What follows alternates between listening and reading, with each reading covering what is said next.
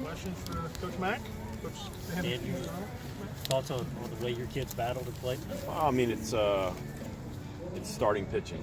Reed Detmers was phenomenal. That's a really good offense. That's 3 seniors in the lineup, 6 juniors, just a lot of older players, really good hitters. For Reed to run out there and do what he did, 1 run in 5 innings, gave our offense a chance to settle in and get something going. And usually in a game like this, if somebody makes a mistake defensively, good teams make you pay for it. So we were able to get it going offensively.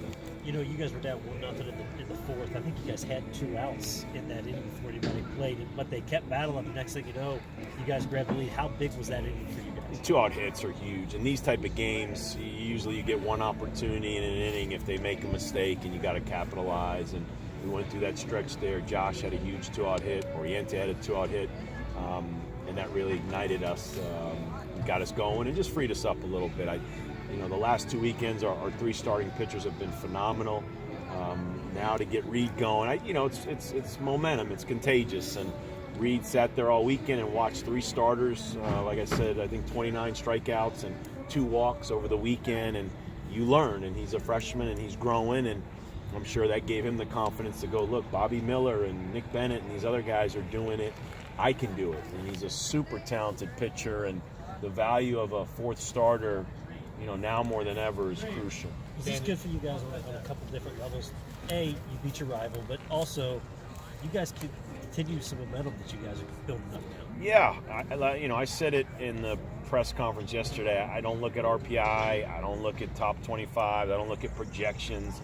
And we got 20 games left. We got a lot of baseball left. What we need to do is what we always do this time of the year. We put our head down.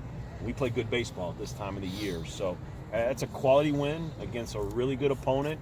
Obviously, the rival game makes it a little more special for all the fans and everybody. But we got to get ready for Virginia, and they got a frontline arm, and they got a great program. So we got 12 ACC games left, and a lot of baseball left to play. Dan, you talked about the starting pitching, but your bullpen didn't give up a hit. I think there was 2 walks and an APP, but they did a great job.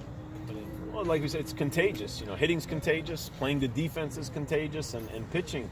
We've really pitched well the last couple of weeks, and right now, we've got talented arms, and my comment out there was, man, if we can get 2 or 3 more arms going, 2 or 3 more guys going that maybe haven't pitched great the last month or so, we become really special, because with pitching and defense, and if you can do enough offensively, you got a chance to compete at a high level. You've got different guys in your lineup starting to wake up now. Tonight, Jake seems like he's maybe snapping out of his funk. Well, again, we talked about before the season started, we were going to live and die with this sophomore class. We knew Josh and Mann were going to give us, good production, but what were these 6, 7 sophomores going to do in the lineup? And Oriente's on fire. Jake hopefully got it going in the right direction. The one thing about Jake is you get a little misled by the batting average. If you see us play the quality at bats, the number of pitches, the walks, he lets guys steals, he rolls the ball over and gets guys into scoring position. He does so much in that 2-hole, but if he gets the bat going, now he's really valuable. And Wyatt's been consistent all year.